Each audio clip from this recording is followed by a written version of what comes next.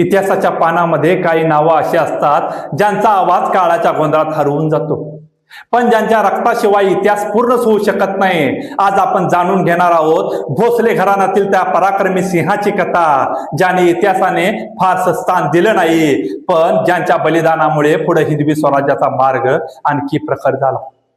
ही कथा आहे संभाजी शहाजी भोसले यांची.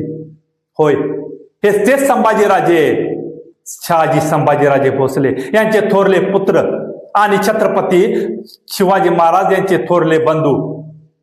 मित्रांनो, आज जेव्हा आपण स्वराज्याचा इतिहास ऐकतो तेव्हा डोळ्यासमोर शिवरायांचं तेजस्वी रूप उभं राहतं, पण त्या तेजामागे कित्येक बलिदान दडलेले. संभाजी शहाजी भोसले हे त्यापैकीच एक महान नाव होतं. चला तर मग सुरुवातीपासून जाणून घेऊया विस्मृतीत गेलेल्या सिंहाची संपूर्ण कथा. त्या काळात संपूर्ण दख्खन जळत होतं. उत्तर भारतात मुघल सत्ता वाढत होती, दक्षिणेत आदिलशाही, निजामशाही, कुतुबशाही यांच्यात सतत संघर्ष सुरू होता. राजे बदलत होते, सत्ता बदलत होती, मात्र सामान्य जनता कायम गुलाम होती. गावं जाळली जात होती, शेतकरी लुटले जात होते आणि हिंदवी माणूस स्वतःच्या मातीची सुरक्षित नव्हता. अशा काळात उदय झाला एका धाडसी योद्ध्याचा, शहाजीराजे भोसले. शहाजीराजे हे अत्यंत पराक्रमी, बुद्धिमान आणि दूरदृष्टी असलेले सरदार होते.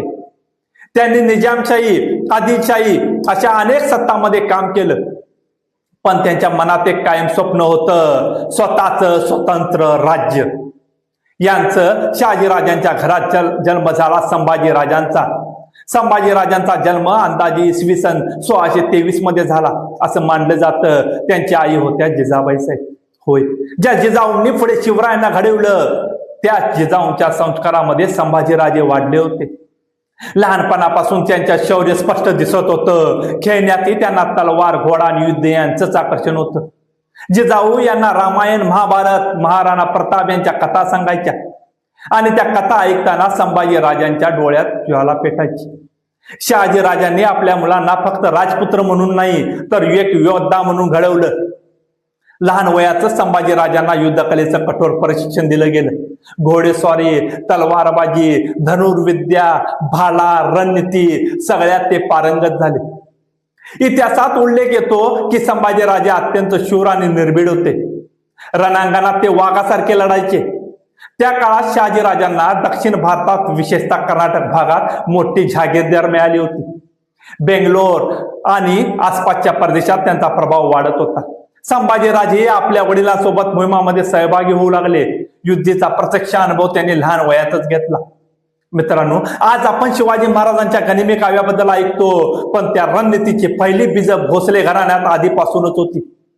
शत्रूवर थेट हल्ला करण्यापेक्षा योग्य वेळी वार करणं, सैन्यांची हालचाल गुप्त ठेवणं, लोकांचा विश्वास जिंकणं हे सगळं संभाजीराजांनी शहाजीराजांकडून शिकलं होतं. दक्षिणेतील अनेक मोहिमांमध्ये त्यांनी पराक्रम गाजवला. त्यांच्या नेतृत्वामुळे भोसले घराण्याची ताकद वाढू लागली. पण जशी ताकद वाढते तशी शत्रूही वाढतात. आदिलशाहीला भोसले घराण्याची वाढती ताकद खटकू लागली होती, कारण शहाजीराजांच्या मनात स्वतंत्र राज्याचं स्वप्न आहे याची जाणीव अनेकांना झाली होती. म्हणूनच कपट कारस्थान सुरू झाली. इतिहास सांगतो संभाजीराजे फक्त योद्धे नव्हते तर लोकांमध्ये लोकप्रिय होते. त्यांच्या स्वभावात धाडस होतं, त्याचबरोबर न्यायप्रियता देखील होती.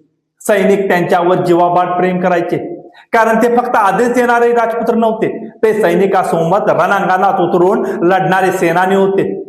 आणि मग आला तो काळा दिवस, इसवी सन 1655च्या आसपास.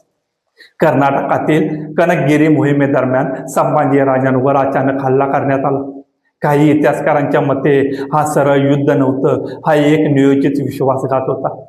संभाजीराजे अत्यंत शौर्याने लढले. तलवारीचे वार, घोड्यांचे आवाज, रक्ताने लाल झालेलं रणांगण, सगळीकडे फक्त युद्धाची ज्वाला पेटली होती. पण शत्रूंनी कपट केलं. चारही बाजूंनी घेरून त्यांच्यावर प्राणघातक हल्ला करण्यात आला. इतिहास सांगतो शेवटच्या श्वासापर्यंत संभाजीराजे लढत राहिले. जखम्यांनी शरीर रक्तबंबाळ झालं होतं, पण हातातील तलवार खाली पडली नव्हती. आणि शेवटी त्या रणांगणात भोसले घराण्याचा सिंह कायमचा शांत झाला. ही बातमी जेव्हा शहाजीराजांना कळली तेव्हा ते पूर्णपणे हादरले.